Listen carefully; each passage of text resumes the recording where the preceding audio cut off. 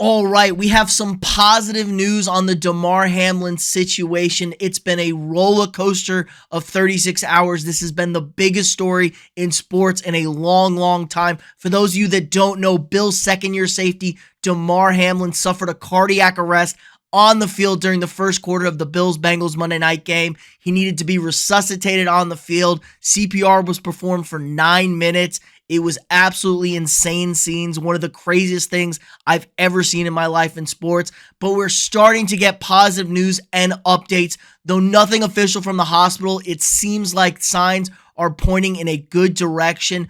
Jordan Rooney, one of Damar's best friends and reps, just spoke with the NFL Network. I'm going to play what he had to say, but it seems like it's still touch and go. We still need to be sending our prayers his way, but it seems like there are some positive signs after everything that's happened, which is great to see. But let's just see what he's got to say for himself. Here with Jordan Rooney, a good friend of Damar Hamlin's and his marketing rep.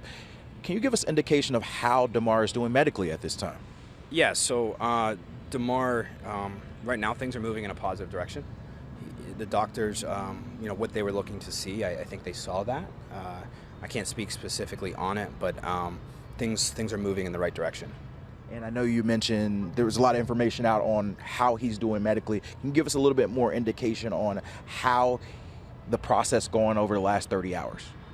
Yeah, there was some reports last night that he was resuscitated twice. So wanted to clarify, there was misspoke. He was only resuscitated once.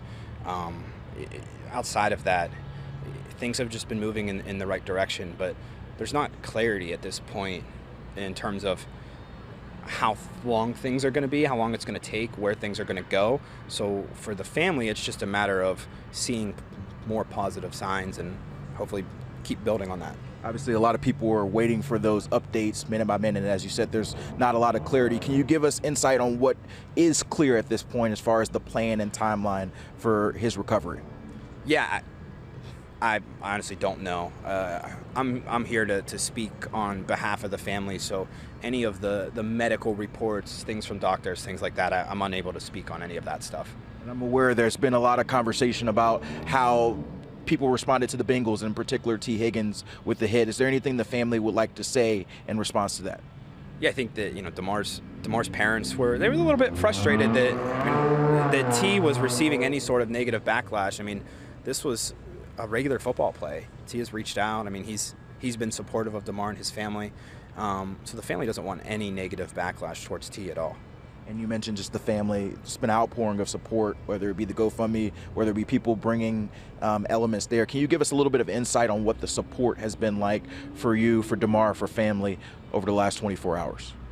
Yeah, it's been incredible. I mean, it's made a really tough situation just a little bit easier. Damar's family, I mean, they are incredibly supportive themselves. So for them to get support like this, I mean, they're so grateful. They are always giving to others. So for so many people to rally around them, I mean, they just keep saying how thankful they are.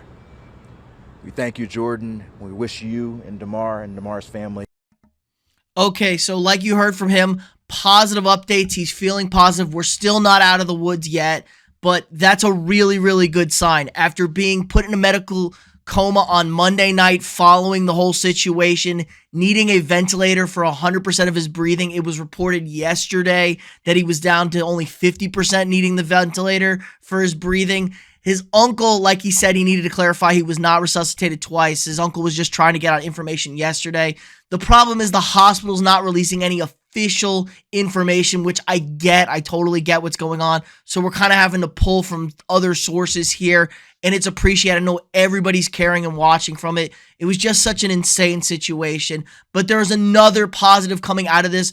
Hamlin had set up a toy drive, in 2020 to help give Christmas presents to kids. And that was the only thing people felt like they could do. I mean, it felt so helpless watching the game. I was watching it on stream with everybody in chat, and nobody knew what to do. And then the donations started flying in for his foundation. We're up to almost $6 million now after this. The original goal was $2,500. That's absolutely insane. Everybody's donating. We have some massive names. I know Robert Kraft with a huge $18,000 donation. Tom Brady, Andy Dalton, Russell and Ciara Wilson, Matt Stafford, Chris Jericho, the McCourty brothers. I mean, it just, the list goes on and on. It's been an incredible movement how they could do it. I mean, the family is saying this is where you can go reach out to help, provide support. I know he's the #1 selling jersey on Fanatics. Fanatics said the proceeds from the jerseys will be going directly to this family or the whatever family charity to help out in any way needed. I mean, it's a huge, huge, amazing thing to see the sports world rally around something that's so tragic, but hopefully is looking like we're going to have a good ending to it. And it was really crazy speculating on what happened to him. You know, here's the hit. I'm going to play the hit for you, those of you that don't see it, and talk about possibly what happened injury-wise here. If you don't want to see it, just fast forward a little bit.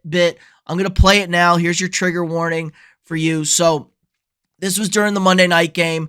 We're going to blow this thing up here. Hamlin is up here at the top of the screen, right here. He's going to be tackling T. Higgins.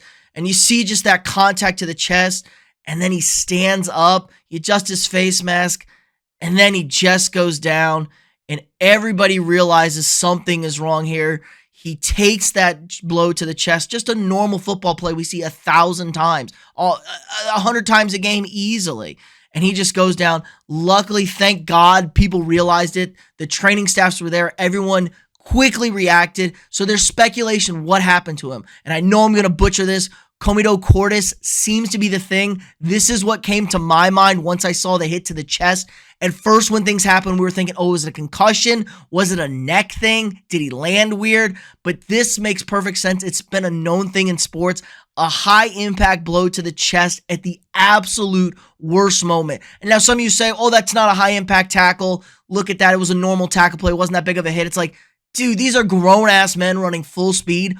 All of those hits are high impact in like the normal setting of things. So yeah, and it's really when your heart's pumping, it sends electrical signals and it pumps. And when the electrical signal gets right here in this danger area to restart the next beat, that's a problem. If you get hit in this really small window, we're talking milliseconds from everything I've read and understand from it, it can shut off the heart. And that seems like what had happened. Shut off his heart. He went into cardiac arrest. They had to provide CPR. They resuscitated him with the AED on the field. So it just seems like this super freak thing. Now they're running tests currently in case there's some other underlying things. Maybe there's an enlarged heart making him more susceptible to this. I don't know. I'm not going to speculate too much on that, but this is what I think it is. That's what medical professionals seem to think it is. And it's not unheard of in sports. You know, you hear of stories. This Chris Pronger in the NHL. I mean, this is confirmed what happened to him. He takes a slap shot in the chest and it looks eerily similar. If you see this, takes the slap shot, he goes down. It hurts.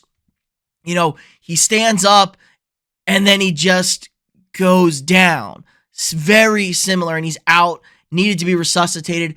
Very similar to the Hamlin situation. So that's what I tend to think it is, but that's really, really good news in the long-term things. If that's all it was, there's been stories. A lacrosse player a couple years ago took one to the chest, had that happen, and was back playing that season. So I don't know anything about a future NFL career for that, but this is very recoverable if that's what happened. If the doctors, the medical professionals, they did their best, they're keeping them going. So hopefully, this story has the best ending possible and all things good. We have some positive signs, but still needed his thoughts and prayers. I'm going to drop a link to his donation in the comments below or in the description if you want to go and donate and you haven't already. We're going to keep tabs on this story. Again, like this video, subscribe to the channel if you're not already, share this video with your friends, and I'll see y'all tomorrow.